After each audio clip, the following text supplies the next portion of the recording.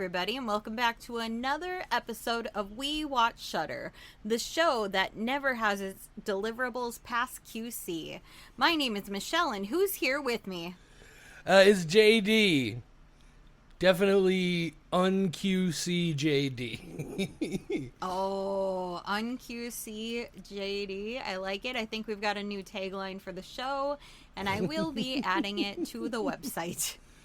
It's my We Watch Shudder. The show does not have deliverables that pass QC. It's my new comedy punk rock record. It's a parody of the Bad Religion album No Control, and it's just called No Quality Control. No quality control, because it's just us. Hey guys, if you haven't tuned in before, it's us. There is no quality control. It's us. And you know what? We don't care about quality, and I hope you don't either, because you'll like this then. How many of you are already regretting tuning into the podcast? Well, I promise it's only up from here. What, 3 years? Michelle, this is year 4. Oh no, that's so long. Yeah, we're at the tail end of year 4. We start year 5 in March. Wow. That'd be real upsetting if time wasn't an illusion. Never mind. No, you're right, because we started in 22. Man, this is great podcasting right out of the gate. Man, add that to the drinking list. Every time JD says, man, this is great podcasting, bingo checklist. We're going to have them all this time. Hey, why don't we get into it? JD, therapy portion, I'm starting. We can finally do the episode. Yeah, we can do the episode about the thing that made me drink so much during Michelle in Review, because people don't understand that sometimes you compliment a movie by using nuance. And you know what? Today is the first time one of those comments hurt my feeling. Feeling, singular. There's only one, and it got hurt. And it was somebody who just posted and said, you have no whimsy. And how fucking dare they? First off, I am full of whimsy. Second, you misread the post. I am full of whimsy. Thank you very much. Also, what part of whimsy is required to appreciate a horror movie that's not like a horror comedy? You know? How is anything about that situation an indicator about your levels of whimsy in any way? There's very little that I would consider... whimsical is not on the list of words I would use to describe Iron Lung. No. It is very low on the list. Absolutely not. There are a lot of adjectives you could use for it. Whimsical is not any of them. No, whimsical is very low on the list. This would be a different movie/game if it wasn't. Yeah, if you're not aware, Michelle made a post about the movie we're talking about today, Iron Lung, on our Facebook page that got a lot of attention. Like, well, depending on how you define it, it's a lot of attention for us, for sure. And most of it was just a lot of positive reactions to people who understood exactly what she was saying. But most of the comments are assholes who clearly didn't even bother to fully read, or if they did not understand what she was trying to say. And it's fucking ridiculous. If you want to see, I hope at least one of them is listening, but because if you want to see a bunch of people just be so fucking confidently wrong about everything, like, if you're into that vibe, go check out our Facebook page and Michelle's post about this movie. It's just fucking madness. Wow, JD, what a fascinating recap of the situation that was going on. You guys, my audio dropped out, and we can't lie to you. The magic of editing. The magic of editing. You don't know, but I know. Anyway, yeah, no, I do not like going viral. We barely went viral, but like even 60,000 views on a flippant comment about a movie that I enjoyed, with a bunch of people telling me very confidently that I was wrong for not enjoying it. Anyway, there are even several and it's obvious to me over the years that a whole lot of the issue also is that tons and tons of people just comment without reading any of the other comments. Because there was one person in the comments who I thought explained it perfectly, which is that you were saying the movie was set up to fail, but it didn't. And it's like, yeah, that's the perfect encapsulation of what she was saying, but some people are just too fucking dim or dense. I don't like being rude, but that's just the fucking... Look, you want to say shitty things about my opinions, you go right ahead. But first of all, I'm offended that people were so just, again, obviously wrong. Then also, don't be fucking mean to Michelle, you fucking jerks. I'm sensitive. And I complimented the movie. I would never be mean to Markiplier, even if I didn't like it. He seemed like a kind soul. You know who would absolutely understand exactly what you were saying with that post? Fucking Markiplier. Mark Fishbach would definitely be like, I understand. And also, yes, you are full of whimsy. Thank you, Markiplier. Thank you. Either that or, I don't know, maybe he would be like, who's this fucking dumb... What, haven't you ever seen a Rocky?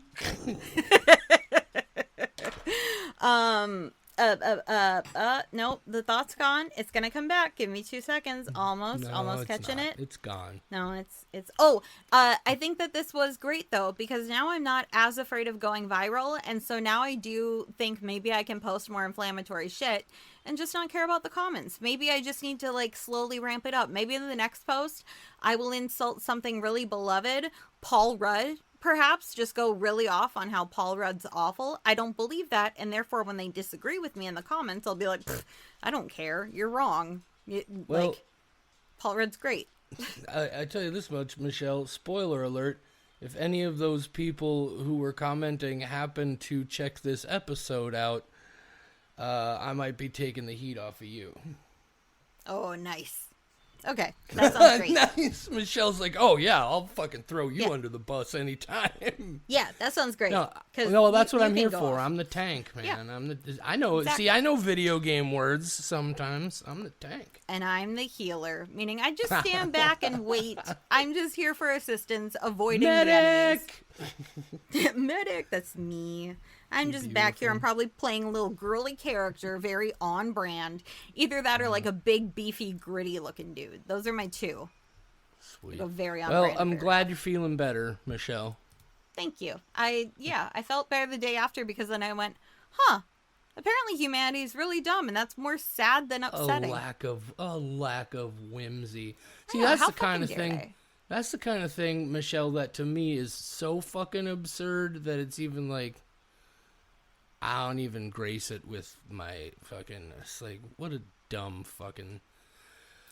I did make a note that if it does not exist, I am going to make an I Lack Whimsy t-shirt with a big rainbow on it. So I will be making myself that t-shirt rad. If it's not out there. I Lack Whimsy. It's going to be clouds with a big rainbow over the top. I have this vision in my head. And if I don't find just anything close close enough, whimsical shit. I'm making it. Yeah, it's going to be bright blue. Have a unicorn on there? I was debating it, but I already have so many shirts with unicorns on it. You know, as a person who's not very whimsical. Yeah. Exactly. I lack whimsy. Whimsy is Michelle's middle name. Yeah, Michelle Whimsy Roller. That's me. Oh no, don't use my legal name. Okay, should we get into this movie? Well, don't I get an opportunity at a therapy portion, do you have Michelle? a therapy thing? Yeah, no, actually, things are going really good right now. I started my new job finally this week. It's going real well. As I fully expected, they had me scheduled for like a week worth of coming in and just observing and then doing things on my own for them to shadow. And I went to do my first session of it, and I was already doing the job by my first day with my new mouth.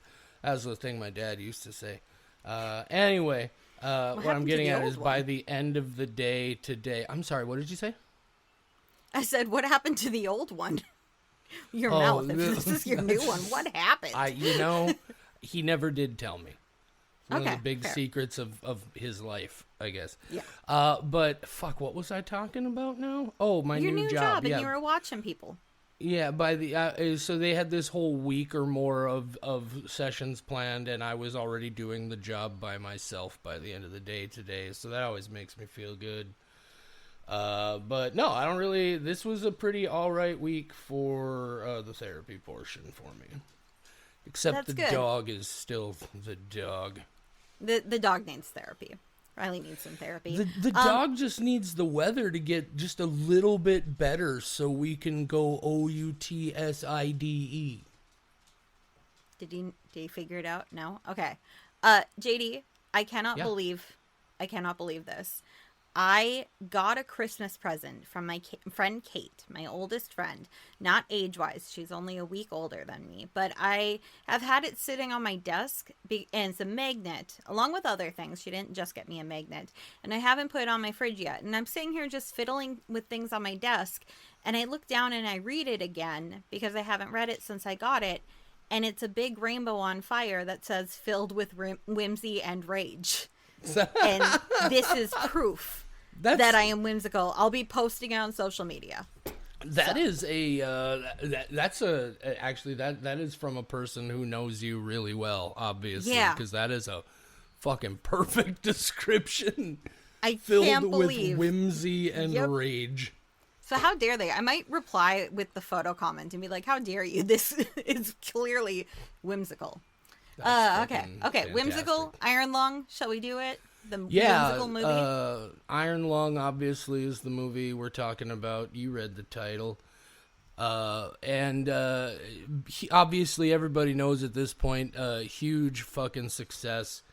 This dude, I don't know Markiplier, right? I'm just old enough that the whole YouTube creators and that whole kind of world missed me just a little bit. But I know the guy has like fucking 35 million YouTube subscribers or whatever, and he has done really well for himself. And he said, fuck it. And dude put up $3 million of his own money to make a movie. And he put up a bunch of money or leveraged a lot of his fame or whatever to get that movie a 3,000 theater release. And it was the number 2 movie of the weekend by only about $3 million. Made $18 million in the United States, $21 million worldwide in its opening weekend, 7 times its budget. Holy shit, right? It's an incredible moment. It might not have made the highest profit, but it did have more attendance than any other movie. It beat out Send Help by 100,000 people. So even though Send Help might have made more money, maybe on movie previews, whatever, this movie, very beloved. Tickets. Yeah, it's great. And it was originally planned to just be 50 theaters, and then people freaked out and said, no, we need this here, and it got... They were selling out shows immediately. I had to get tickets 3 weeks in advance because it sold out, and I don't remember the last time that's happened with a movie. This was very, very well attended. Just over 3,000 screens. I think it was 3,015. So incredibly successful that they got a second week added onto their run. It will be curious to me to see how that second weekend goes, because half of me is just like, oh, well, now everybody who wanted to see it saw it because they all wanted to be there right away opening weekend, and it might just completely, the bottom might drop out of it, right? But then also, based on what I've seen on how fucking obsessive some of the people just a little bit younger than me and down, again, just that one generation step, like, I'm also like, these strike me as the kind of people who will just keep going to this movie every weekend for as long as they can. So it's going to be real interesting from that angle to see how it keeps doing. I know you are a Markiplier fan. I guess, what were your thoughts coming into this? Did you expect this? How do you feel about how it's doing? Talk about it. Tell us your thoughts, Michelle. Absolutely. Markiplier is not one that I'm subscribed to, so I haven't seen everything he's put out. That said, I have watched a lot of his playthroughs, including Iron Lung, because this type of narrative horror video game, in case we haven't mentioned it, it's based on a video game. I don't know if we mentioned that. But it is, in case you're unfamiliar, it's an indie horror video game that you can get through in an hour and a half. You can 100% it very easily. This kind of narrative horror game is not my favorite to play. I would rather be reading a book or watching a movie. It's not my kind of medium to just tell a story through a game. But watching Markiplier play those, very fun because he is hilarious, and then I get to see what the game's about. So sometimes when these kinds of games come across my radar and I don't feel like playing, I'll watch him. He seems like just a beyond wholesome guy. I really, really enjoy him. So coming into this, I had seen he had another project he had done before this one. Yes, JD. I apologize for the interruption, but okay. I feel like because you've mentioned it a couple of times before now, a crucial element of your story of appreciation of Markiplier, you got to tell people about his OnlyFans. It was in my notes. Oh, okay. There's a very specific part. But since we're there, you know what? In case people drop out, because Markiplier is the only person I have ever subscribed to on OnlyFans. He is the only reason I have an account. For $3, I got access to his tasteful nudes. I lots of them are out there, so if you want to go look, I'm not going to spread them around. That still feels wrong, but absolutely zero actual nudity. Everything is very tastefully done, and like there's one where it's on the beach, and in the background there's like a shark biting its genitals, so you don't see them. Just a lot of like that kind of placement. It's beautiful, and the reason I subscribed, on top of just knowing that it was going to be funny, is that he was raising money for the Cincinnati Children's Hospital. That's why he did it. His proceeds were a charitable contribution. He's just that kind of guy where he's very funny, very wholesome. He wrote a book, or else his mom wrote a book. I think he wrote the book, but about how his mom escaped North Korea and what it was like for her. And I've actually been wanting to read that. He just seems like such a nice guy, especially like the only reason I have an OnlyFans is because of Markiplier, and I do not regret it.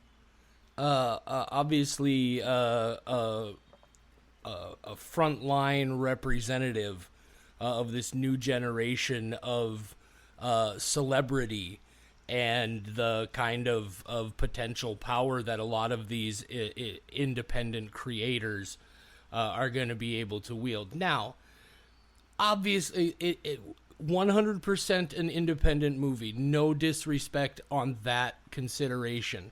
But there is something to be said about being an independent movie that's able to have a $3 million budget, right? And has the leverage necessary to get it into that many theaters. And so it's going to be interesting also to see like what other creators start trying to attempt projects like this and see what kind of stuff we get, going forward from this. Because it really is like a sort of, it's a wake-up call in a lot of ways to what the future might be. You know, it's still just one thing. It could become a very sort of like open door to something, or, there's always the possibility it might just be a fizzle and burn and we don't see anything on this level of success again. But it's definitely got a lot of people rattled in the business. Everybody's fucking talking about it, man, and fucking congratulations to that dude for just stepping out of that not small, but that specific world that he's come up in to just finally break out into this broad popular culture. Fucking 50-year-old people at the bar I host trivia at know who Markiplier is now, right? It's been pretty impressive to watch. The other thing that I wanted to make sure on my first impression or my expectations going into this is that he had a 6-episode miniseries TV show that he had made called The Edge of Sleep, and I did not enjoy it. I liked the concept. It was basically if you fall asleep, you die. Or maybe they even disappeared. I think they just die. So it's him and like other people who have not fallen asleep trying to stay awake and trying to figure out what's going on. And I liked the concept. I really did not like the execution of it. So I did have that swaying my thoughts going into this where I'm like, God, I hope this is Like, the writing was not great on The Edge of Sleep. I thought the dialogue felt really forced. Like, I had a long list of complaints and was super disappointed. So I did have, going into this, the expectation of, this might be really bad, but I'm happy to support him financially, and I will accept whatever the outcome is. I feel like if I was in a situation where if I ever fell asleep, I would die, I would just take a whole bunch of drugs and die. That's just, I mean, because we're back to therapy portion.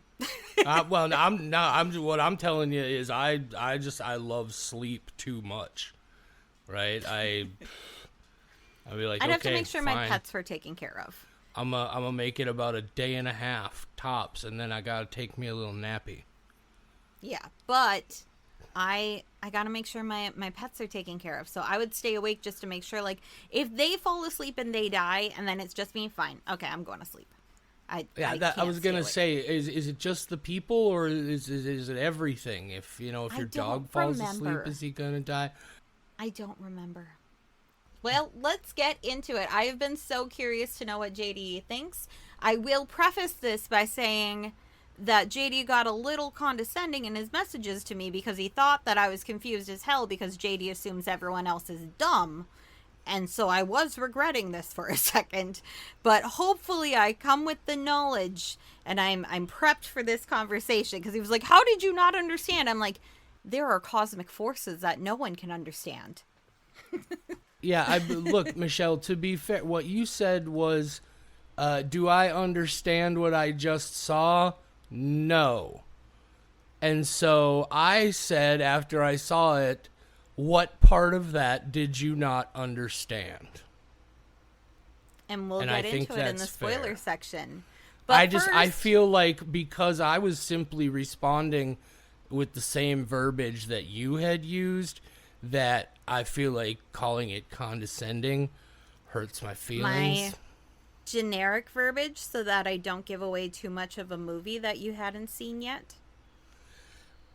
Michelle, do you know what the word understand means?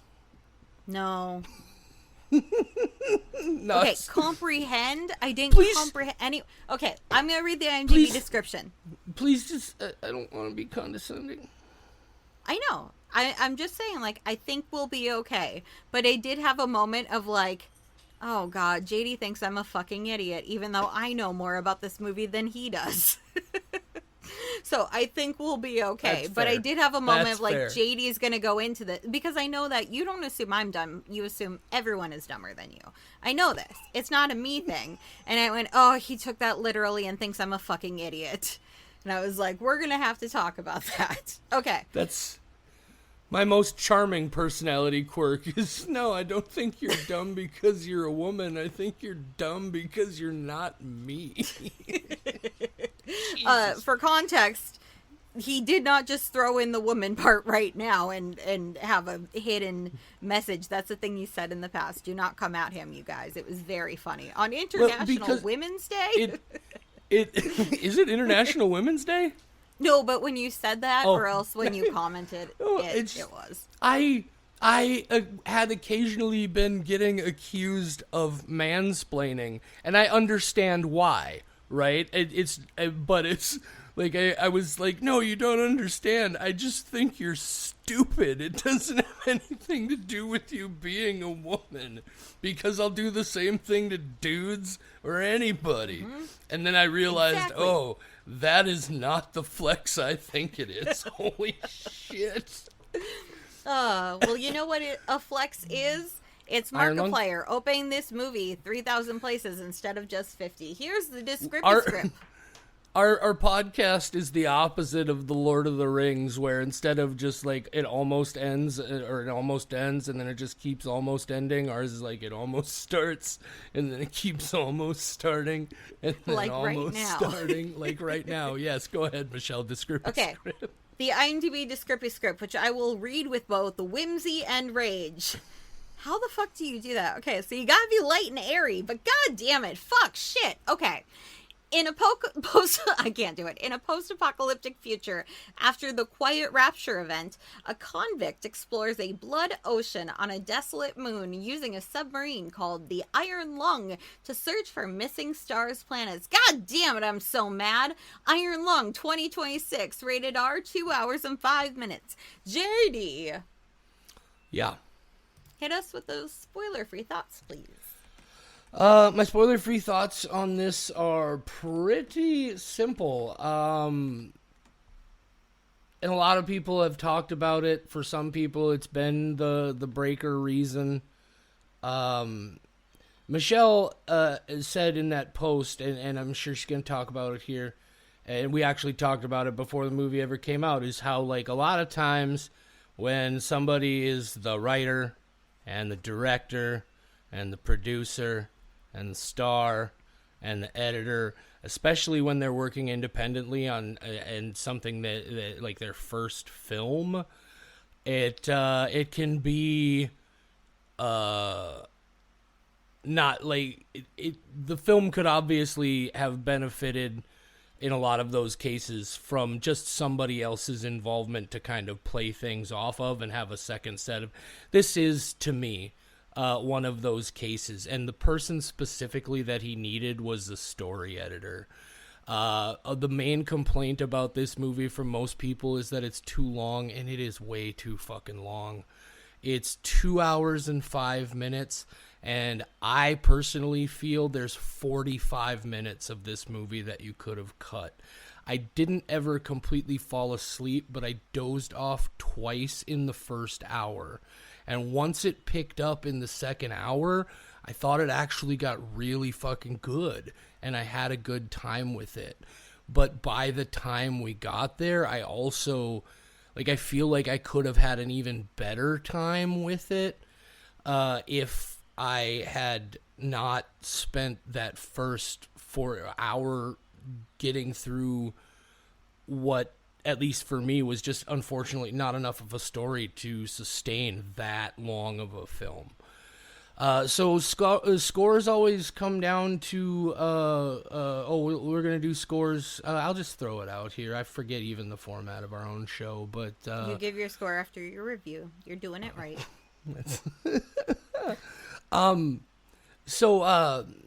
Again, the effects are awesome. It's a really great production. It's a $3 million budget, and it shows. They got a really great movie out of it. I think there again are some great effects and some awesome moments in the second half of this movie. But I gotta score it on my overall experience, and for my overall experience, the second half of this movie is a 4 skull, but the first half of this movie is a 1 skull, and that's a 2.5 average. That's my score. Okay, 2.5, not too bad. 2.5 human skulls out of 5 manatee skulls? How does that even work? What is the math there? Split right down the middle. So like a manatee skull. So that's what I had to say about that. I do have some specific questions about that when we get into the spoilers section, because I should be clear for people listening. I have never played the game. I don't know anything about the game except what Michelle has told me from playing it herself. So I got some questions about that too that'll be coming up in the spoiler section. I have all the lore you could possibly want.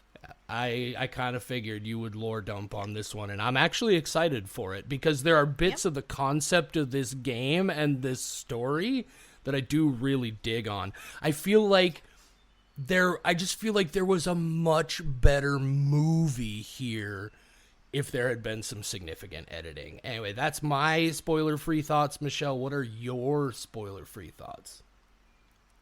So, let's start with my complaints, because there aren't many. And then I'm not just ranting and raving about how much I love this. I think I've made it pretty obvious just with the intro that I enjoyed it. My number one complaint is the audio. I've seen it twice. I still don't know what the fuck is being said at certain points. At points where it feels like it should be clear. And so I was sitting there with a notebook, writing it down, trying to be like, oh, was that the world or the soil? I don't know, and it's an important distinction. So I was taking notes. That is my number one complaint, because there is so much. Actually, I think this is a very robust story. And so for me, I wanted to get all those little details that I could out of it. And the fact that I couldn't hear some of them enough to do that when it seems like I should have been able to. And then I picked up a lot more on the second watch for that reason. That's my biggest complaint about it. I don't think you could justify making this as a 2-hour, 5-minute movie. But I was okay with it being a typical hour and a half. I thought the beginning it helped create the tension that the main character, convict / Simon, was feeling. I felt the frustration, just like I was. You were probably like, God damn it, make this movie hurry up. And I'm like, God damn it, make the Iron Lung go faster. I feel like they were probably comparable, but different types of tension. So I overall really enjoyed it. I left not fully understanding why certain things happened, and I learned a lot afterwards. And actually, I had not played the video game. I had watched Markiplier play the video game ages ago. Okay. But earlier today, I did play it. It's just an hour and a half, and I 100%ed it. I had to go see what it was about. Narrative horror is, like I said, not my kind of thing. So this kind of thing, like, kind of bores me to play, but I just had to go experience it because I knew it was a quick thing. And again, not my type of game, but was my type of movie. It's not perfect. It's not a 5 skull. I think that this is a very good beginning. I like that there is kind of an option for a sequel, but I hope they don't actually make one. I like the open-endedness of this. Let's go with a, you know what? One of my favorite numbers is the number 4. Let's go with a 4.444. Oh, you're going into triple decimal I did on last this time. one. Oh, did you? Yeah, I went 4.624 because I just hit my keyboard and that's right. what came out. That's right. Yep. So that's where we are. No, I think that's all. I think that's all very fair. What a fucking pretentious thing to say. I think it's fair. I don't think that's pretentious. Something that I did want to mention quick, because I'm glad you brought it up. When I say the first half of the movie I didn't care for so much, and the second half I did, in a very technical sense, what I should say is I really enjoyed like the first 15 minutes, the opening portion of the movie.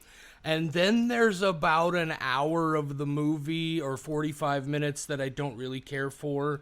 And then the rest of it I thought was really good. So I did really enjoy. I feel like the movie brought me in really well. And I was definitely curious and interested in what might be happening from there. So I just wanted to make that clear. Before we get into the spoiler section, I do have to throw in one more note that I had taken. Course. I am exactly 5 days older than Markiplier. Ain't that cool? Ooh. That's just real cool.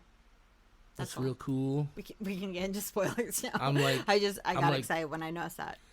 You know, here's the thing about that is I was looking into it, and so that makes him, what, 38 years old? 36, thank you, 36, 1989. I'm sorry. How dare you? Yeah, I'm fucking 10 years older than this guy. Mm-hmm. And he just spent $3 million to make a movie. And I just spent $3 to put gas in my car because it was the last cash money I had that I was able to do anything with. He it just makes me feel real old and failed. Yeah, he also made that money playing video games. Yeah. What the fuck? It doesn't really make me feel bad. I'm just being ridiculous. But it makes me feel bad. I watched a guy climb a skyscraper who was 40 years old, and I'm nowhere near being able to climb a skyscraper. So that made me feel like, God damn it, even 4 years from now, I won't be able to do this. Is that the guy on Netflix who they then paid like some absurdly insulting amount of money? Yeah, the guy who climbed the skyscraper. Man. I kind of expect him to fall. And I was kind of like, that could be an interesting Saturday night. But of course he didn't. Yeah, and that of course was the gimmick, right? Yeah, it is like he's gonna climb this building with no safety rigging. Maybe he'll, and that to me is pretty fucked up, right? Yeah. It's like we're all gonna watch on pay-per-view or not pay-per-view, but on Netflix just for the possibility that this guy with an incredible talent for climbing will, the one time we're watching him, fail at the thing he's amazing at so we can all see him die. What a fucked up thing. You know who didn't fail at something? Markiplier. I'm so good at forcing us back on track. You ready? Spoiler section? Guys, if you don't want spoilers, this is where you want to stop. If you've already seen the movie or you don't care, keep right on keeping on. This is going to be fun. Because Michelle, now for those of you with us for the first time, is going to summarize in an impromptu fashion the plot that she didn't understand. I understood the plot just fine. We'll get into it. I do have notes this time, so not completely improvised. But I have also not read my notes since I wrote them. And I watched the movie last night while I was so tired that when I woke up in the morning, I was like, that's not even English, because I was exhausted. But there were certain things I did want to write down. I am going to take a sip of water before we start, because I feel like it's going to get long-winded. One sec. I once woke up one morning after having eaten a bunch of acid the night before, and I also had done, well, I say writing, but I had sent a bunch of text messages that were literally garbled gibberish, but I had this vague acid memory that at the time I understood exactly what I was saying, and it was some sort of like weird language. I invented a language. While I was on acid, that I then completely forgot as soon as I sobered up. Oh, man, you would have been making millions, enough to make a movie about a submarine if you had figured that out. I don't know if I've mentioned it yet, but the one nice thing about my mom being dead now is... Oh, yeah, by the way, everybody, there are pros and cons to JD's mom being dead. In the pros column, not a lot, but some. Let's go, JD. In the pros column is I am finally going to be able to one of these days soon just eat a fistful of mushrooms and go to the park, and that's gonna be fucking rad. Yeah. I mean, you could have done that with your mom. Why not? Look, if you're a young person listening to this, get your shit together before you start getting crazy with drugs, right? Go to school, get your shit together, make sure you're where you need to be, but then fucking absolutely. There's this guy, Chris Maddock. He's a comedian in the Twin Cities. He used to say, I don't think everybody should do drugs, but everybody should try drugs. And that was for sure. Anyway, we really do start the podcast. Talking about drug trips, let's go. I'm going to read the opening monologue verbatim. This is essentially how both the game and the movie start. There's a little bit of a difference between the monologue, but not by much. So the opening monologue tells you what you need to know. The stars are gone. The planets have disappeared. Only individuals aboard space stations or starships were left to give the end a name. The Quiet Rapture. After decades of decay and crumbling infrastructure, the consolidation of iron has made a discovery on a barren moon designated AT5, an ocean of blood. Hoping to discover desperately needed resources, they immediately launch an expedition. A submarine is crafted and a convict is welded inside. Due to the pressure and depth of the ocean, the forward viewport has been encased in metal. If successful, they will earn their freedom. If not, another will follow. This will be the 13th expedition. That might actually be the opening of the game. I don't remember. But nope, there's the opening of the movie. I had to go look because I wrote down both of them. Okay, so as that told you, here's where we start. in a sub. The sub's name, the Iron Lung. Have you seen a sub? Not the sandwich, the metallic kind. It's very sub-like. Markiplier, he's in the sub. We should have expected that based on the name and the fact that he's the lead guy and the director and the writer. So of course he was like, I want to drive the ship. So he does that. So he's getting dropped into an ocean of blood. In case you did not know, this movie won a set a record for the most amount of fake blood used in a movie. And when I heard that, I went, that can't even be that much. And also, I doubt it. Nope, 80,000 gallons, and you see it all. This is a very bloody movie.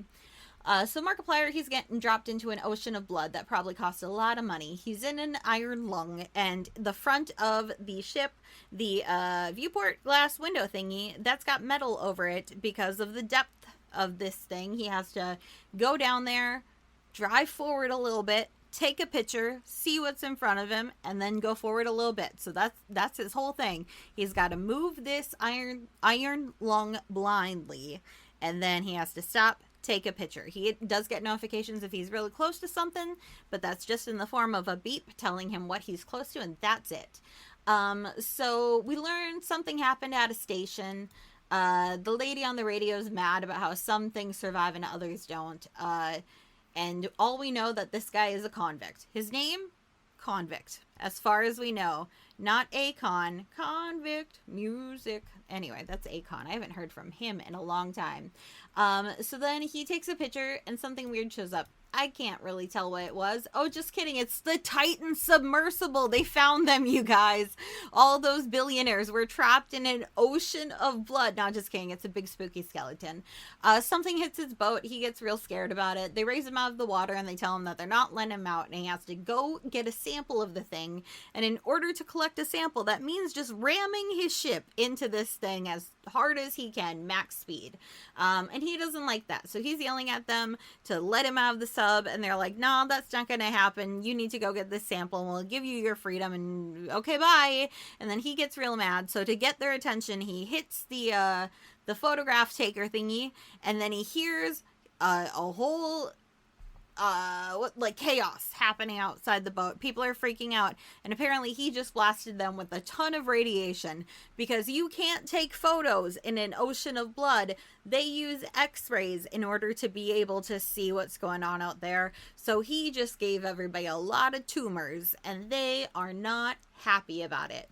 So then they definitely drop him in the blood ocean. They're like, man, fuck that guy. And then he is down there exploring. He sees somebody at the back of the ship, the lung, and he turns around and goes to follow him, and there's nobody there. But then he does find a note from the previous person, and he finds a bracelet with a symbol on it related to Eden. We'll get back to him. And then the note says that it's from a previous person telling him that they have no intention of letting him out of here. He says, this is not an expedition, it's an execution. When they put you in here, they did not want you to return. So Markiplier now not in a great spot. He goes to find the skeleton. Oh, skeleton's gone. In its place, the Titan submersible. They found the billionaires. They have taken... No, just kidding. They're not there either. They combusted pretty badly. So he gets the sample by ramming into it when he does find it, but then something hits the iron lung and he gets knocked out. And now here's one of the cool components of what happens. First, there is a small flashback of a child Markiplier that says he can see the stars, and this guy says, no, those stars are already dead. And that's wild. But now we're back to adult Markiplier. And so Convict comes to, and it's dark.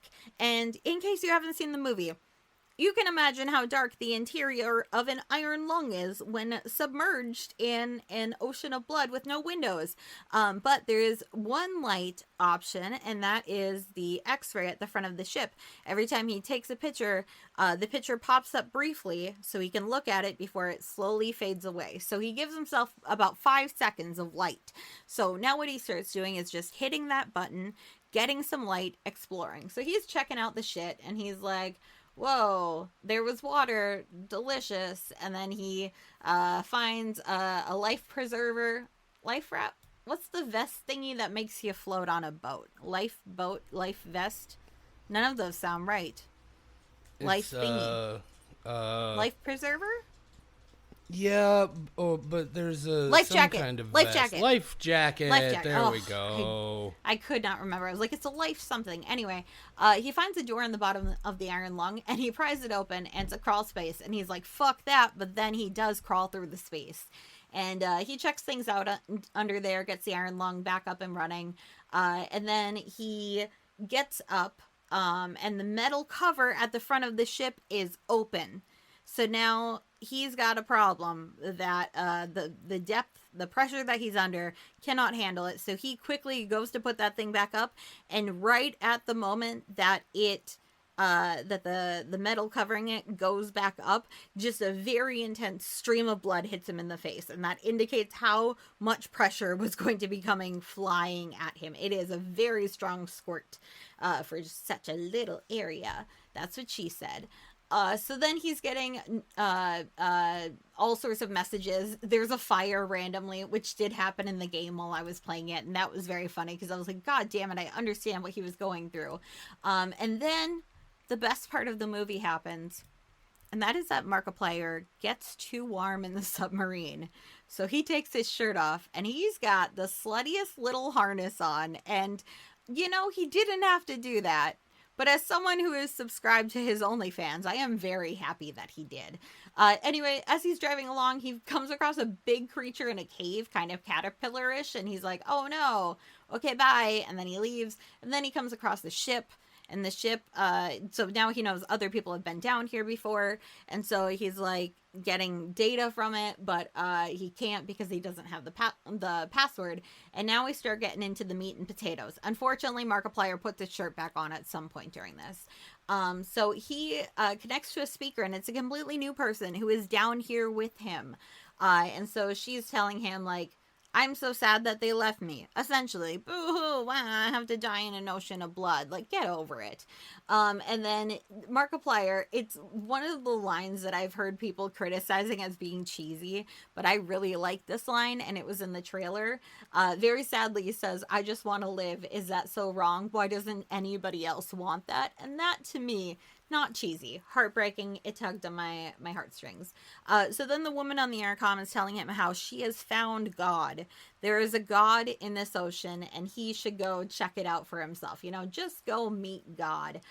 So he goes to the coordinates that she has given him, and things start getting real wacky, and he realizes that the intercom isn't connecting, and this voice starts yelling, we will feed, and then the hull explodes, and Simon is blasted into a huge blood ocean, making sure that that reward, or that record that he set is very well deserved. He comes up in a goopy mess, and there's a gigantic cosmic eye staring at him, and there's red lightning flashing all around, and it seems like a hellscape, and all of a sudden he's back in the lung and he's vomiting.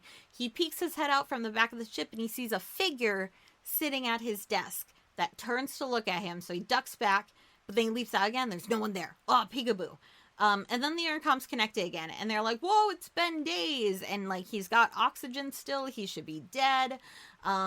Basically the lady, he let slip that he came across this other ship, the SM-8, and she's like, wait, the SM-8, if you get the data on that ship, I will let you live. I will come down and get you myself. So he goes to do that because he's like, yeah, no, that sounds like a good idea. And now we're in this montage of him slowly getting sicker and losing oxygen and going to the ship. And then he does get to the ship, and he transfers the data, and he's reading all about it. And, you know, some stuff is happening. He's learning that this ocean is different from the rest in that it can synthesize food, but they don't know if we should. It shouldn't be possible. It's us. We don't know what that means. But they know that the light caused the rapture. So if all of that sounds like crazy banana cuckoo pants, that's what we're dealing with at this point. The blood dripping in starts becoming acidic, like a drip running down Markiplier's head leaves a gash in it. He's got radiation burns. He's vomiting blood. He takes the bandages off his arm, and they're all goopy and squelchy. And then Eva, the one who's been talking to him throughout this, she begs him to go get something out of the crawl space and says that it is very important he has to do it and that they will not be coming to save him. But this is bigger than him. He has to do it. This is all that they have. So he goes under the ship to get the black box or whatever it is. It's probably all the files or something. And so he is now, when he comes back up, this submarine, the lung, is filling with blood all over the place. It's also like becoming one with his skin. He touches something and his arm gets welded to it and he has to rip his own arm off. So things are getting crazy. But then he, after he breaks off his arm, he puts the life jacket around the box, and then we cut to the life jacket with the flashlight just sitting on top of the ocean floating as we hear people approaching it. So throughout all of that, he did get this box out that they said they needed so badly. Iron Lung. Oh, I think you're muted, JD. You're right, I was. Mm-hmm. And I'm back. Yeah, that's Iron Lung. I want to immediately point something out, Michelle, is I don't know exactly how long it was, but you had already been discussing what happens in this movie for at least a couple of minutes. And then you said, and that, I don't know exactly what the words were, but it was something to the effect of, and that's where we finally get into the meat and potatoes of this. And I'm like, fucking yeah. There's a whole chunk of this movie that is completely unnecessary. I disagree. I have so many notes before this is where I wanted to get to this question, though. Everything between when he goes back down into the blood. I guess, first of all, in the game, do you come back up and zap everybody with radiation before going back down into the blood? No, in the game, you start in the Iron Lung. A voice briefly tells you not to let your ship explode, essentially. And then you just have those controls and a map, and you're just exploring on your own, checking your map, taking pictures, and that's it until the game ends. So none of the other characters exist? Correct. Except for, like, does he hear the creepy ghost voice? Nope. All of that was created for this movie? Yes. Okay. Then man.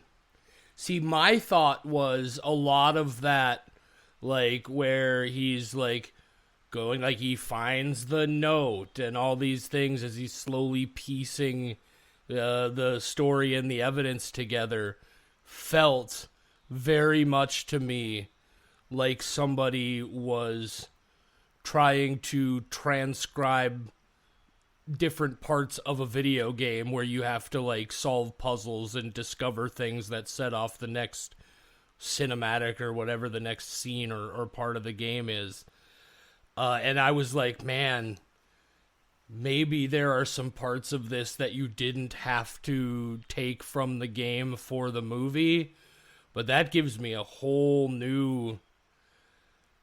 Man, because there's a lot of this that to me is super unnecessary. I'm going to need some time to put some thoughts together. Why don't you tell us all about everything you loved about this movie? Well, first, I do need clarification on a question, because it might cause me to talk a lot. Okay. You called it the creepy ghost lady voice. Did you think that was a ghost, a hallucination, or what did you think that was? Oh, no, I say the creepy ghost lady. I didn't mean specifically a ghost. What do you think she is? I'm not sure. I feel pretty confident. I don't think it was a hallucination. My initial impression was that it was whatever that evil presence was pretending to be something else to lure him to wherever that place was, where... Because clearly there's some sort of crazy power going on here that's fucking with time and stuff, making everything wonky. Things are not normal here. which is what leads me to believe that whole, I don't know, I'm not saying that it's actually God or whatever, but that whole thing, I don't think he's hallucinating when he has that experience with the giant eye. I don't know that he's actually physically having that experience, but in some way, he's there, right? I don't know if we're talking about a astral projection sort of situation or whatever. So yeah, that was what I thought, is that it was whatever that evil was luring him to where it wanted him. Okay, perfect. So you did understand that part. That's kind of upsetting. I was kind of hoping that I could be like, no, it's God. Is that what it's supposed to be? Yeah. Because when they approach the cosmic eye, she starts screaming, "We will feed." We will. Oh, okay, blah, blah, blah. yeah. So that's it's one of the things that was very hard to catch on the first watch, and because So then, I don't know. I have so many questions. What the fuck? What was the point of that whole thing where he comes back up and blasts them with radiation?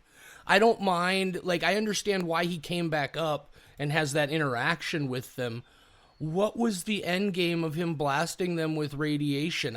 To me, as I was watching this, it felt like something that just happened and then never goes much further from there. For me, I thought it showed a lot of his humanity, in that he is supposed to be down here because he killed a lot of people. Eden being his group that he's with, he is being accused of killing a lot of people, and all he did was give radiation to 3 people who have him trapped, and he feels awful about it. And they talk about later in the ship. I thought that it made me question whether he really is the monster that they're trying to make him out to be. I got plenty of that from just the character moments where he's having his memories and looking back on things, and through his conversations with the voice. It felt very unnecessary. And so again, we're talking about things in this movie that I feel like we could have done without, right?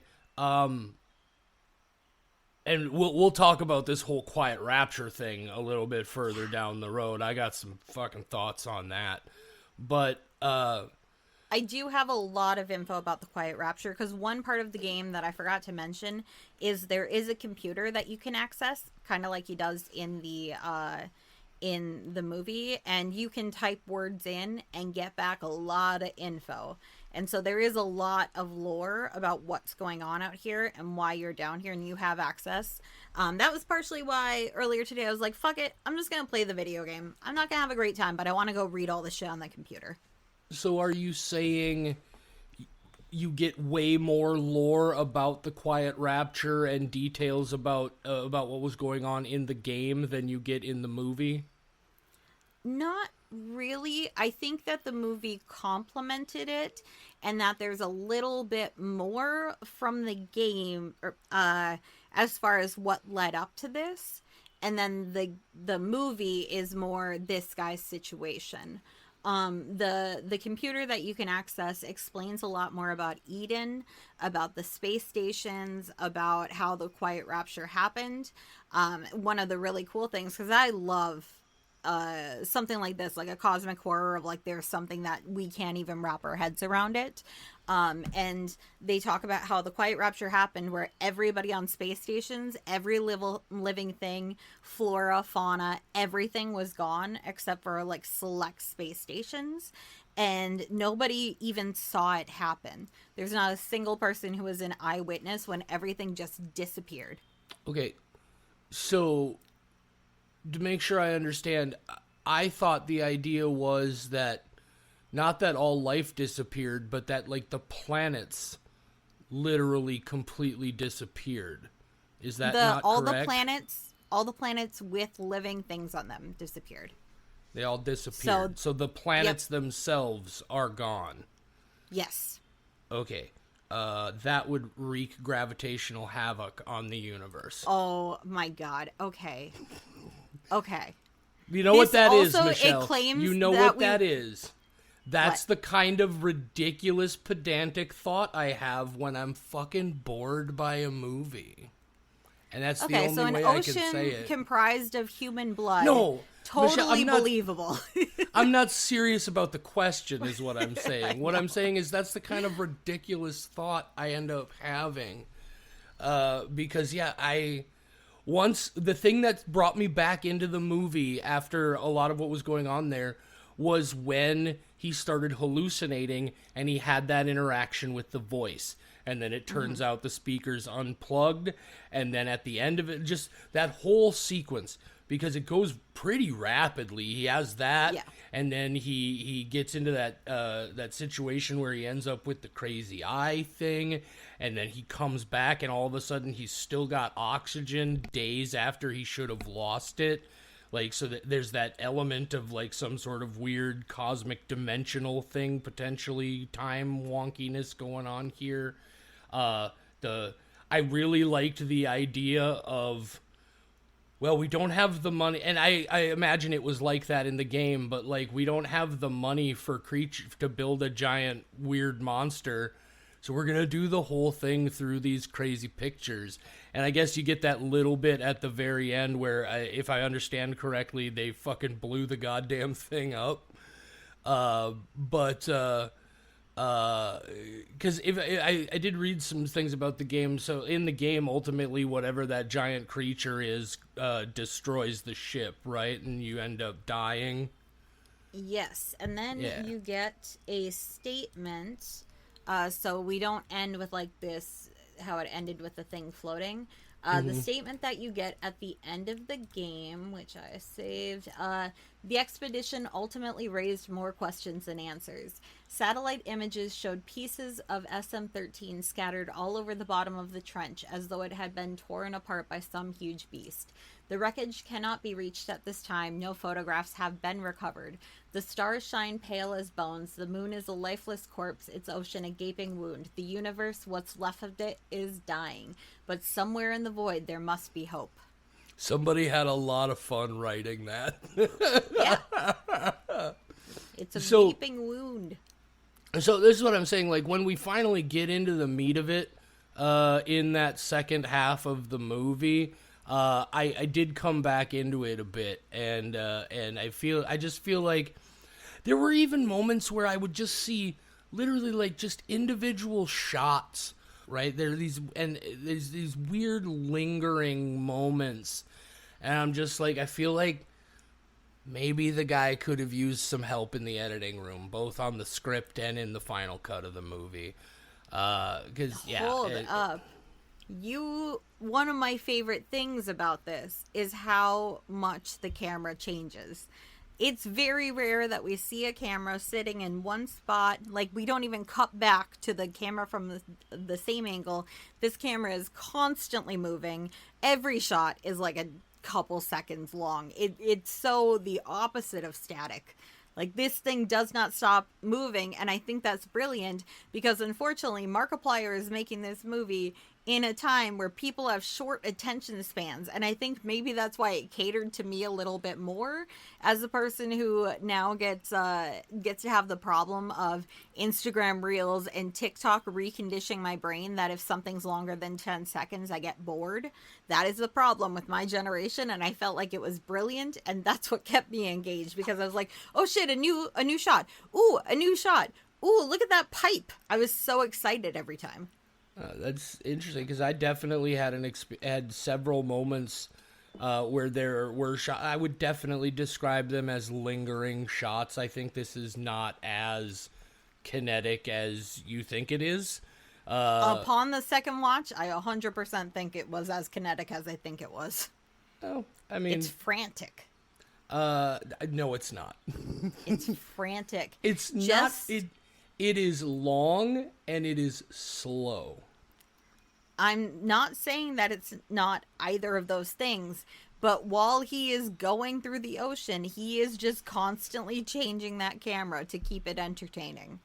There are plenty of moments where it gets all introspective and calm, where they're lingering on his face a bunch of times. And yeah, they linger on his face from different angles for only just a couple seconds, and then they hop away, and now we see a pipe, and now we're back on his face, and he's full of consternation, and now we're watching the gears as he moves them, and then they're back on his face from a different angle, and oh man, he's real serious now, and now we're looking at just like the wall of the iron lung, and then we're back, and oh shit, he's shirtless again, and whoa, the Titan submersible. See, it's great. It's very entertaining. Why did he have to wear that slutty harness, JD? Why? He knew what he was doing, right? That little whore. Yeah. I mean, man's not going to make himself look bad in his own movie, right? I know, but the slutty little submissive harness, why did he have to do that to us? I maintain that you are inaccurately describing the amount of lingering that happens in this movie. I could say that the slutty little harness could have been lingered on a little bit more. That's how I know it moves quickly. So how about the when he comes out of the vision and he sees the creepy dude who clearly we figure out by the end of the movie is experiencing the same thing that he experiences at the end of the movie. This stuff is like rotting, melting his body. I thought at first that it was somebody who had been like burned, like lit on fire. But then as I saw the effects of what happened to him, at least, is that what you assumed it was? Is somebody going through that same thing, or? I actually think that it is him from earlier. That's what I was going to ask you. Is if because to me it was one of two things. It was either him again with some weird timey-wimey wonkiness, or maybe it was a ghost. That's not the word I want, but like a figment of like a imprint, like maybe the person who left that note for him. You know, somebody who had been on a previous mission, and it was more just like tied in with the effects he was having from the. I also feel like you mentioned that the blood gets kind of an acid effect. Is that something that you found specifically, or was that just your take on what was happening? Ooh. I actually went down a rabbit hole about that, and there's two very solid theories. I was on the Iron Lung Wikipedia page, not the Wikipedia page, the wiki, like the Iron Lung wiki, where it's got all the information from the game and the movie. I'll hit you with the idea I had real quick, and then if you can tell us a lot about that, that would be awesome, because I very much got the impression that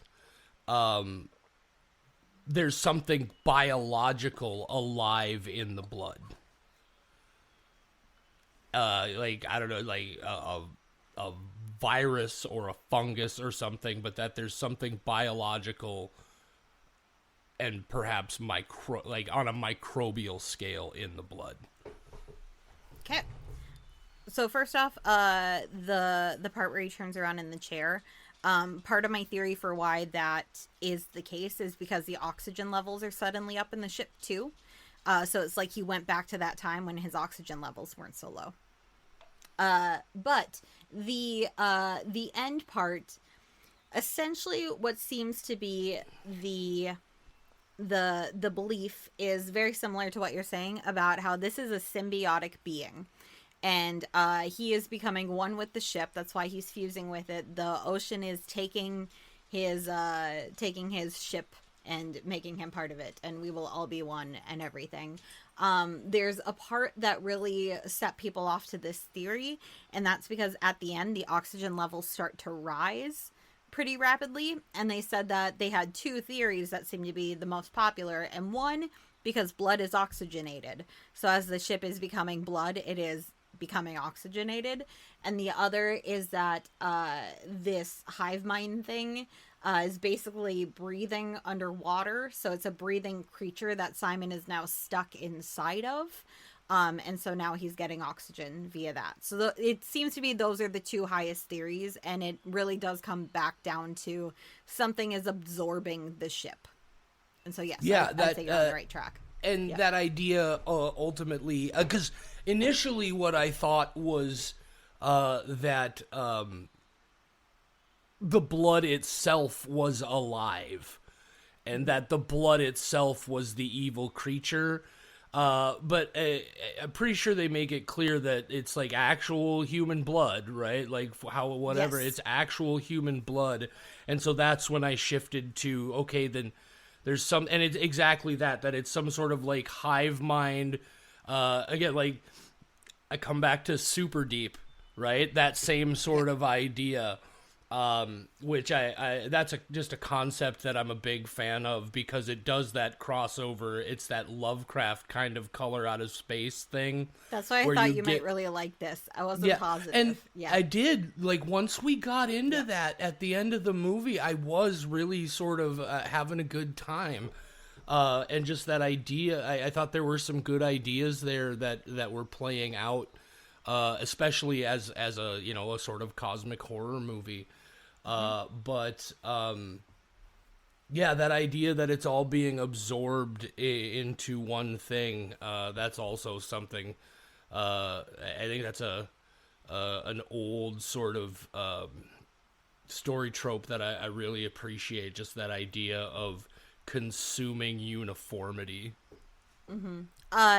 There are two things that I want to get into a little bit more. One of them is that I just remembered one of the reasons that the radiation blast has to happen. And I mean, you could definitely make the argument that this wasn't necessary, but they say that him being able to blast those people shouldn't have been possible. And the guy in the ship, when he starts getting dipped again, is saying, like, I installed that myself. It's so weird. Like, I did the wires and everything, and that leads him to explore the box and find the note and cross the wires. So that conversation does happen because of that. I probably would have picked up on that a little bit more if I wasn't already real bored. That happens so quickly into the movie. I just it's just something that I didn't catch. So that okay, that makes a little bit more sense because because. And they do talk about, like, at one point he gets the message or whatever that somebody's, like, real sick up there and things aren't going well. But, I just... and what I meant was just from, like, a meta perspective, I feel like you could have told the same story and left out that detail. But anyway, there was another thing you wanted to talk about?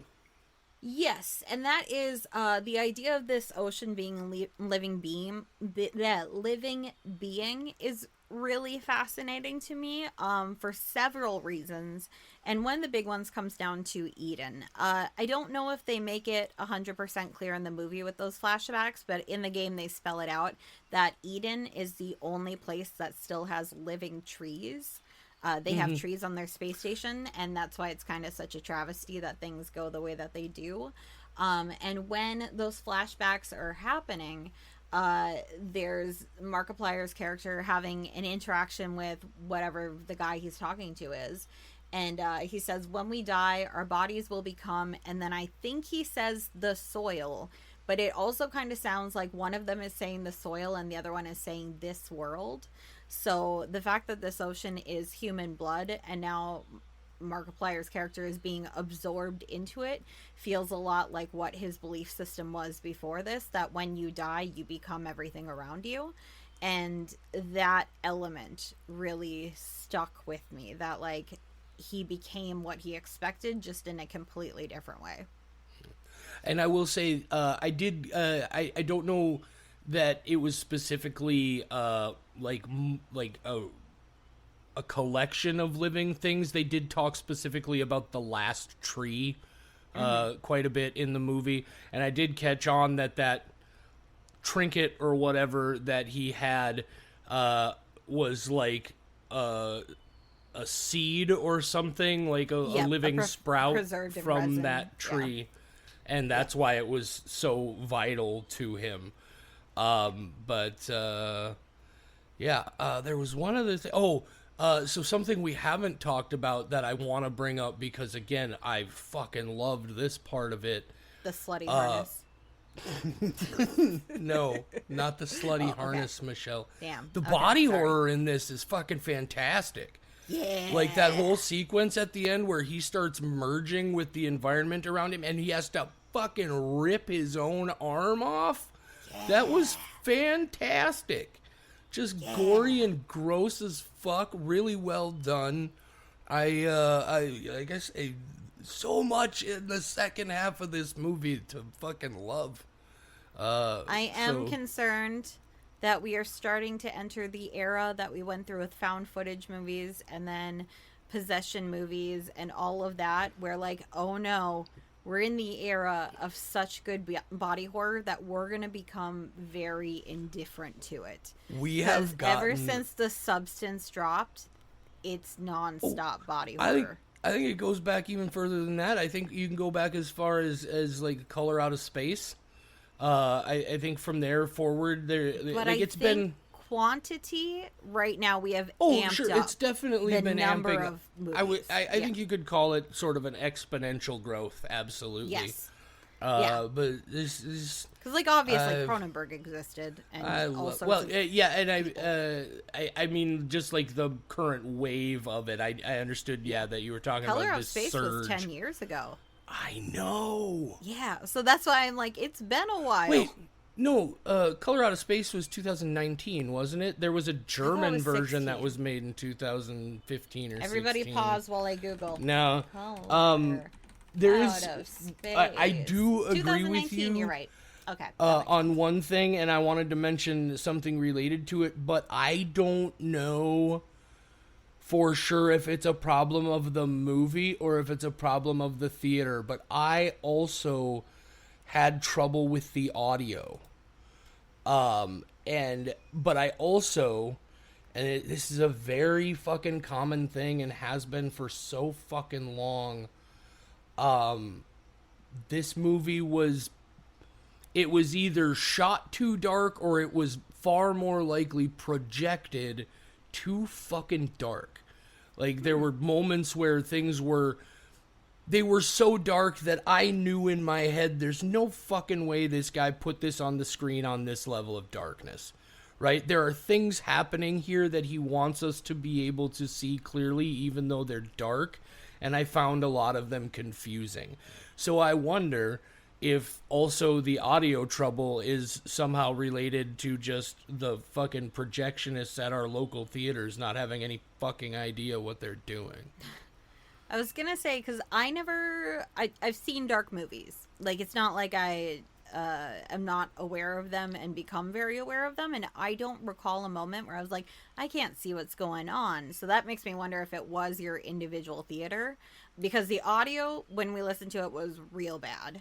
Well, if he was talking, it was fine, but I was just like, I just heard a whisper, and like, I know that it was supposed to be like a whisper that you don't fully catch because he doesn't even react to it, but there's a lot of those where it felt awkward, of like, it's clear, but like, they're talking very clearly and I have no idea what the fuck they're saying because it's hard to hear it.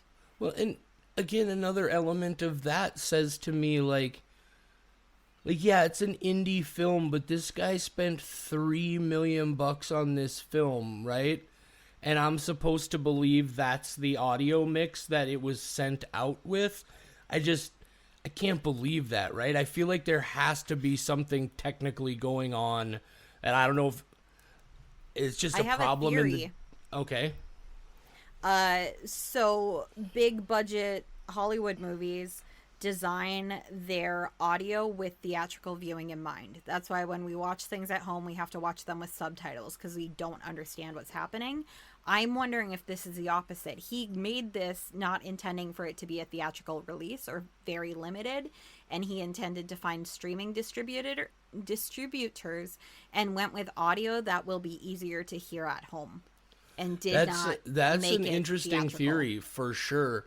Because that's one of the big problems. That's why I have to fucking watch everything with subtitles at home, is because they optimize the audio for theaters and for these big home theater systems. And if you're just listening to things on a plain old stereo TV, shit goes from crazy loud to crazy quiet. You're adjusting the fucking volume. It will be interesting to see if that plays differently with this when we see it at home. Because I never, again, it's an element of this I never considered, that, like, yeah, this guy has made a lot of things, but he's made them all for the fucking internet, right? They're all YouTube things, which, I mean, internet quality has gotten really good. But it is still somewhat limited, and a lot of it is limited not by what he can do, but by what the viewers can do, right? What their systems are able to do. And so, yeah, that is an interesting part of this I never considered, because I was like, I do want to see this one more time, at least with some subtitles, to make sure I at least... Squelches. There is always the possibility that maybe there's a little bit more of this that makes sense to me, and I feel is a little bit more understandable. Because there were moments where I thought, but I also was thinking, well, maybe you're just fucking old man, JD, and your eyes are failing and your hearing's failing, and you just need to get your shit figured out. So I was definitely happy on that angle to hear you say that you had some trouble with the audio. Not happy about the trouble, but it's not just you, right?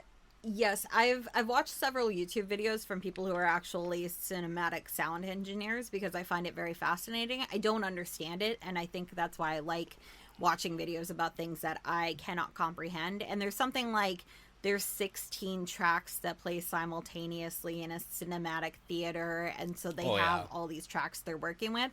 I cannot imagine that while he was making this movie, he took that into account and had 16 levels of audio to play through various speakers. Yeah, the audio mixing on modern theatrical sound systems is... I don't know how the people who do that shit do it. It's so goddamn intimidating to me. And I'm somebody, like, I worked in radio. I know a little bit about audio mixing, right? And that shit just scares the fuck out of me. It's like, I would never want to be responsible for that. Like, you got, first and of yet all, we have a podcast. I don't, we have a podcast. That's Come gonna on, play Michelle, in we theaters, don't have a fucking theaters. Yeah, exactly. You see my point here. Just my voice every time I go Mah! From like one of the speakers. I have one audio track that's just me going. That's me. So what else do you want to talk about with regard to Iron Lung, Michelle? I think I got through a lot of my most interesting lore. I find it all very fascinating, and even though I don't really like narrative horror, this did give me confidence that hopefully some more video games will be adapted into a format that I do like, which is movies, unless it's Return to Silent Hill, which is funny because Return to Silent Hill also went off book and made a whole bunch of lore that did not need to exist, but I wasn't angry about it. That's weird how that works out sometimes. But there's a Iron Lung, the game, reminds me so much. Well, I can't say reminds me so much. There's a game that came afterwards that feels a lot like Iron Lung, so I'm not like nostalgic for the game that came out last year, but it's called Mouthwash, and I think that would be the next property that would give us this kind of cosmic horror feel that I'm really into, and I would love to see that become a movie. I know nobody asked, but just in case, I don't think Mouthwash is as popular as Iron Lung yet, and if you're out there and you're craving something along those lines, that's another one that, if I was playing it, I'd be bored as fuck. But watching somebody else play it, I love it. I love watching other people play narrative adventure games, so I don't have to. I can play Sudoku on my phone, and then I can look up when something interesting happens. That's, I never considered it from, like a YouTube or Twitch perspective or anything. But I have had some really fun times just watching other people play video games, like, on a couch, right? Just, like, hanging out with a roommate or a buddy or whatever. That's how I experienced that game Portal. A friend of mine bought it. And set it up to play, and I just happened to be there the day he got it, and he started playing it, and I was watching it, and I was like, oh, so this is just like kind of an advanced puzzle game, you know, like a 3D spatial puzzle game, and so I was watching it, and then it becomes like puzzle solving, right? And so he starts this, like, so I'm watching it, and I was like, oh, maybe try this, and then another friend of ours came in and sat down. And we ended up sitting there, the three of us, playing through the whole game with a couple of us just co-piloting, making suggestions, and mostly just watching it play out, and it was fucking rad. But that's how I had to watch Portal, because I got so motion sick. Because that's another thing. Like, Iron Lung, even the hour and a half playthrough that I did by myself, I was so fucking motion sick. And it is a very pixelated, like, rustic looking game. It's a style that I don't know the name of it, but it's actually very popular in indie, where it's very polygonal. It reminded me, because I did see some still frames from the video game, because I was curious how much the sub in the movie reflected the designs from the game, and obviously it was really faithful. But it reminded me a lot of just like classic 1990s video game graphics. Yeah, and it's that kind of style, where I'm like, this is so simple, and yet I immediately feel like vomiting. So I had to really lower the mouse sensitivity and like take a while to take my pictures. I took a screenshot of the map so that I could have it up on one of my monitors instead of stopping moving the ship and glancing at it, because that kept making me a little bit dizzy every time. But anyway, Portal, yeah, it's one of those games I wanted to play. The lead character's name is Shell, so love that. But I couldn't. I got so fucking sick immediately, and it made me real sad. Fun fact for people who have played Portal, the companion cube that you encounter in that game, with the little heart on it, when they were designing it, they realized that people kept walking past the cube, not realizing that you need to pick it up and bring it with you. But when they added a heart to the cube, people became very attached to it, and they loved it. Now. Yeah, yes it is. But they became very attached to it, and then they kept it with them. But then the problem that they had was that people wouldn't leave the companion cube behind. So they're trying to do all these puzzles while trying to figure out how to use the companion cube so that they can keep it with them till the end of the game. And that's why there's the big emotional moment where they're just like, "Okay, you have to throw your companion cube in the fire now," because it was the only way that they could get people to leave the companion cube behind. Just tell them, sorry, you have to kill it.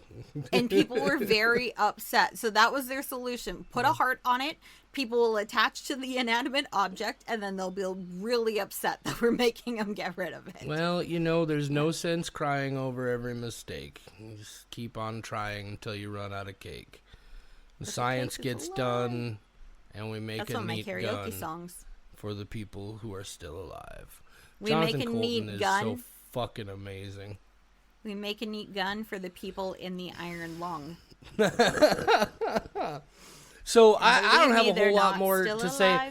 I hope that much unlike the people on our Facebook who don't understand simple, they don't have good reading comprehension.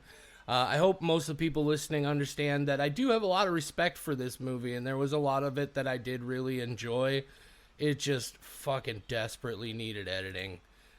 From my perspective, and that really it got in my way of being able to enjoy it a little bit more deeply. I definitely am curious to see what the guy does from here, and what's also what I'm really interested in is, does he keep doing it totally indie like this, or does this give him a step up and end up working? I hope, because he's already demonstrated he doesn't need anybody else, that it stays that way. Even if he keeps making movies that I don't personally particularly enjoy, everybody's got taste, right? I'm big on that. At least Michelle, she'll be fucking rude about a movie every now and then, because she's full of rage and whimsy. Yeah, my whimsy rage, my wage, my rimsy sometimes comes out. No, not rimsy. Your rimsy. Absolutely not your rimsy. Maybe your my Ramsey. Ramsey. Ramsey. Definitely. No, I like not Rimsy. Your rimsy. We don't like rimsying. We don't like rims jobs. I'm rimsicle.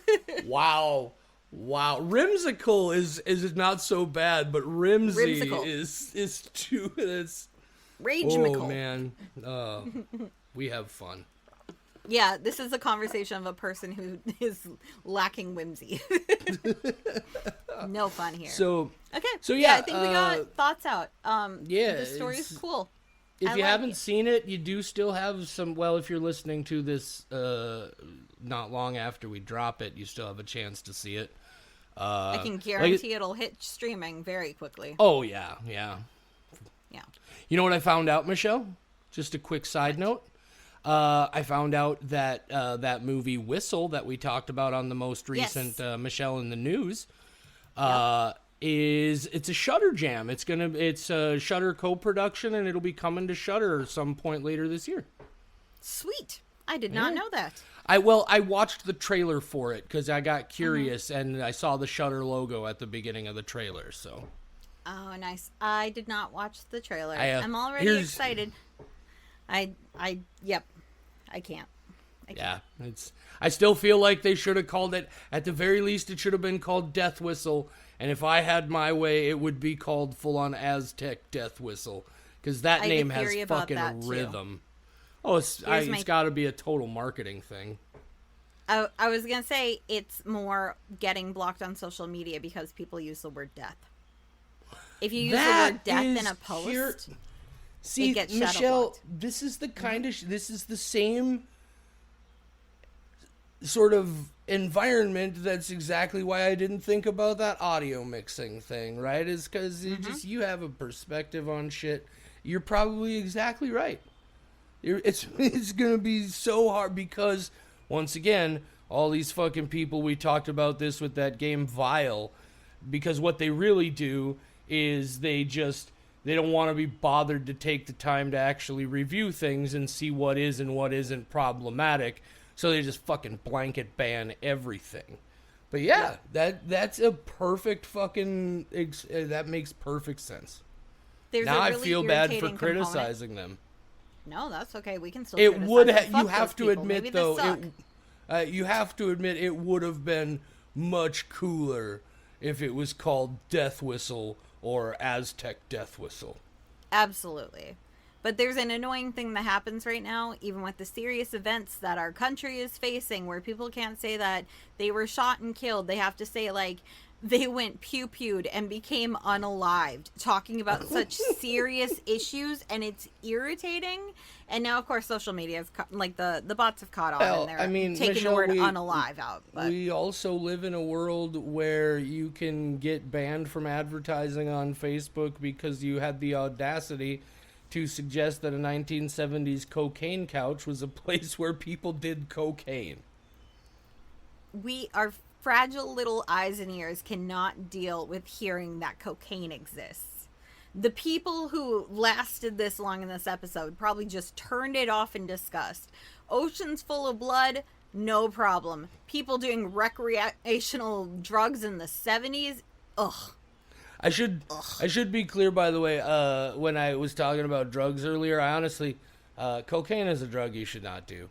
Cocaine is a real problem drug. I think everybody should probably eat some mushrooms at least once in their life and take some acid at least once in your life. If you're not smoking weed on the regular, I don't know how you're just out there, as they say, raw dog in reality. Are you fucking kidding me? Well, I have Xanax instead. I'm doing okay, that's fair. I had a moment a couple of weeks ago for just briefly where I was like, I think I'm going to maybe try quitting smoking weed. And I immediately was like, no, that's not going to happen. I would love to try all sorts of illicit drugs, but the fact that they're illicit means I can't do it, because the second that I try... are you Googling Paranoia. where they're legal? I saw it. Yeah, but I'll be like, the cops are coming. The cops are coming. They're right outside the door. They know. You know what's going on. ICE can just enter your house now. They're going to find out. They're going to know that you have mushrooms in your system. Don't freak out. Don't freak out. Don't freak out. Don't freak out. That's what would happen. So once it's legalized and publicly acceptable and no one cares 30 years from now. That's... Here's the thing, Michelle, as far as I understand, it's not illegal to be under the influence of drugs. It's illegal to be under the influence of drugs in public, just like drunk in public. And it's illegal to actually possess the drugs. But I feel like having them in your system is fine. I think... Is that not possession? Okay, maybe you're right. Like if I carve my stomach open and put a necklace I stole from the Louvre into my fat sack and then stitch myself back up, I can't be like, I don't know what you're talking about, officer. Okay, we're fucking 92 minutes in and we're talking about drugs and fat sacks. Say goodnight, Michelle. Good night, Michelle.